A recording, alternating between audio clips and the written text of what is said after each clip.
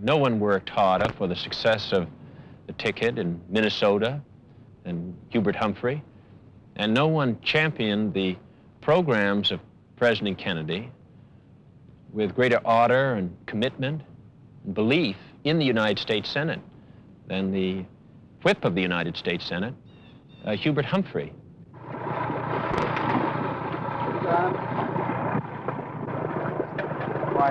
Just not got the right hook on there. There's something wrong. At Waverly, Hubert Humphrey has about as many neighbors as he had in Dolan, South Dakota. They hang homemade signs that proclaim their friendship on every house. And they know who occupies a special place in his life, a granddaughter named Vicky. When you have granddaughters, fellows, they all go out fishing at the same time. You're lucky if you got anything left. But it's all worth it. Grandpa's girl. I guess we're not going to get... Well, Vicky was born on the night of my re-election for the third term in the United States Senate. And, of course, we were waiting that wonderful event. My daughter is very dear to me. And we went over to the hospital after we'd had a big celebration at our campaign headquarters. Child was normal birth. And Nancy had no difficulty. And after the birth of the child, the doctor came out to me and said, Mr. Humphrey, I need to have a private talk with you. And my wife was with me. Muriel and I walked off into a side room, and the doctor and the head nurse came in and said, we're afraid that this child is retarded. And I remember my first reaction was, well, how can you tell? Why do you say things like that to me? And I said that, how do you know? He said, well, we can tell by the lines in the hands and the look of the eyes. I remember I had a personal talk with Nancy, one of the father-daughter talks. And she said, Daddy, I want to take my baby home. I want to love her. I want her to come home. And I just hugged my daughter and said, I'm so proud of you. Well, all I can tell you is that the blow of that first learning the child was retarded was a staggering blow. I don't think anybody knows what that's like except a mother and a father that suffers it. And possibly those of us that are that close to that family. So this little girl came into our lives. She's very special to me. She has brought me more perfect love than I ever dreamed was possible. She is absolutely an angel. And she loves her Bappa, as she calls me, with a deep passion, and I love her the same way. And I sort of feel that many times that it's well, life has a way of adjusting things. You kind of get paid off for what you do and what you don't do. Maybe this is a sort of mystical attitude I have about life. But I'm sure that I had to be taught a lesson. Or maybe I needed to understand what perfect love was. And I had that chance. It was said of Hubert Humphrey when he became vice president that for the first time in history, the office really found a job. His moments at Waverly would become rare ones. He could be a sentimental man sometimes, by his own admission. But he had also inherited from the prairie a tough-minded, practical approach to problems, as he had demonstrated in Minneapolis. The new set of responsibilities he took on soon became more than looking after the traditional ceremonies, particularly in the field of urban problems. He headed up a national task force, cooperating with business to find ways to create thousands of new jobs. He regularly attended the cabinet meetings, where he was no more hesitant than he had ever been in expressing his opinions.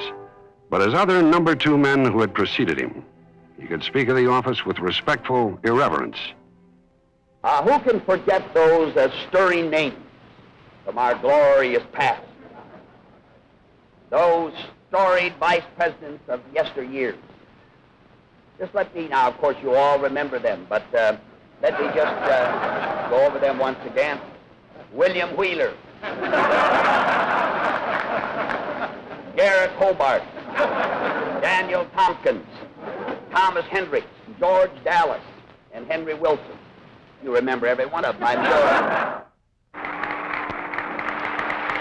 He said once in a Senate speech, "We have only one sickness in this nation, and that we always want everything summarized on one page." Facing and knowing the hard realities of the office, yet also knowing the potential for good which lies within it, I shall seek the nomination of the Democratic Party.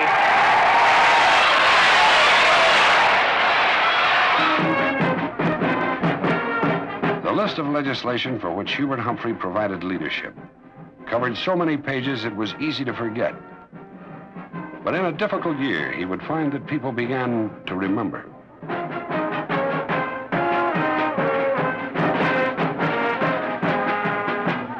Let the Republican nominee, that man who abused Mr. Truman, who heaped scorn... But Dolan, South Dakota's champion debater of 1929, sought in vain to test his skill 40 years later. He had an opponent who consistently failed to show. Are you going to let him get into the White House this November? Well, we settled that. But this is the strangest campaign I've ever seen. For the first time that I can remember, the Republicans have failed to put up a candidate for president. Now,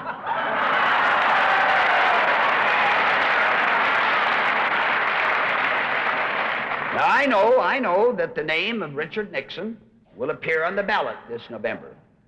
But the question is, where is Richard?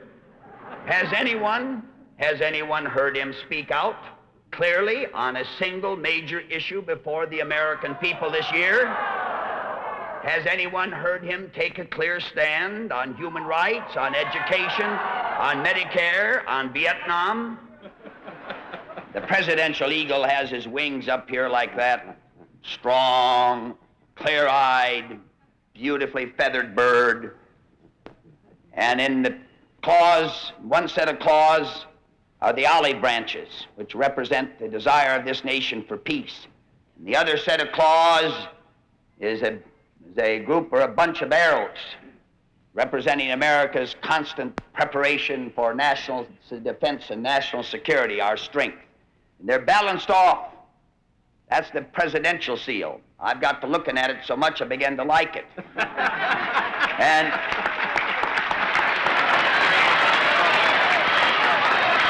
then I took a look at mine, and lo and behold, I found that poor little emaciated eagle had only one little sprig of olive branch.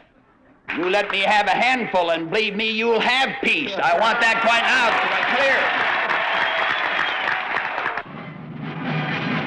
By October, the automatic pin setter had long since been repaired for good, but his chances to use it were gone until after November. So were visits to Waverly and grandchildren and a tangled fishing line. But there were some signs the poles were shifting. It was autumn. The temperature was warmer than late August. The small crowds of the summertime had grown to thousands as Americans learned of his vision for the future of the nation. They were taking a second look at Hubert Humphrey, a man they had known so long as perhaps to take too much for granted. There were signs of a change. In the few quiet moments, the central issue was the same. Between public appearances, advisors would keep him up to date. Once armed with a complete handful of olive branches, a Democratic president could open the new doors, make the new moves. It will be settled before the end of the year, before January 20th, in the sense that the negotiation will be so far down the road that it'll be relatively easy. there'll be momentum in it. Be momentum in it. If it isn't, I'm sure that if you're president, you can do this, and you can do it within a relatively few months. But then the people aren't electing you for 3 months, they're electing you for 4 years. Perhaps that central issue was still whether the next president would be a 2,000-year man, as he had said, measuring each act in terms of whether it would help carry the human adventure down that next road, past that next post. The president must be an apostle of peace. He must give his life, if need be, for the cause of peace, because there is no greater cause, and there is no greater honor.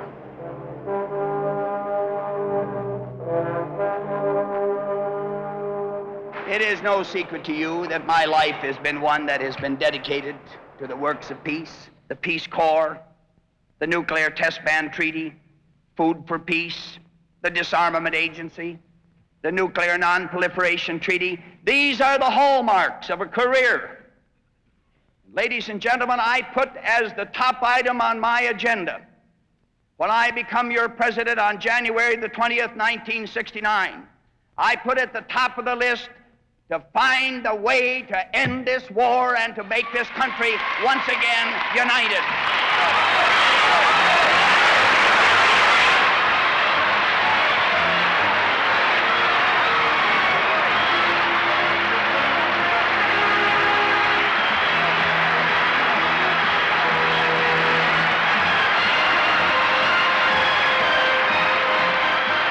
His credential was a 25-year public record that gave vitality to his pledge.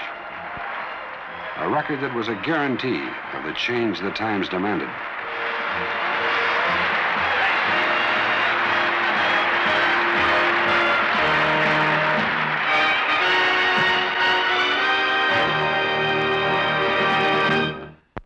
You have just seen a presentation of Hubert Humphrey's campaign for the presidency of the United States. It costs a lot of money to carry Hubert Humphrey's message to the people of America. If you share Hubert Humphrey's desire for peace at home and abroad, for full employment, Medicare, Social Security, aid to education, and passage of the treaty to ban the spread of nuclear weapons, you can help by sending your contribution to Humphrey Campaign, Post Office Box 1969, Washington, D.C. The preceding recorded broadcast was furnished and paid for by Citizens for Humphrey Muskie on behalf of the candidacy of Hubert Humphrey for the office of President of the United States.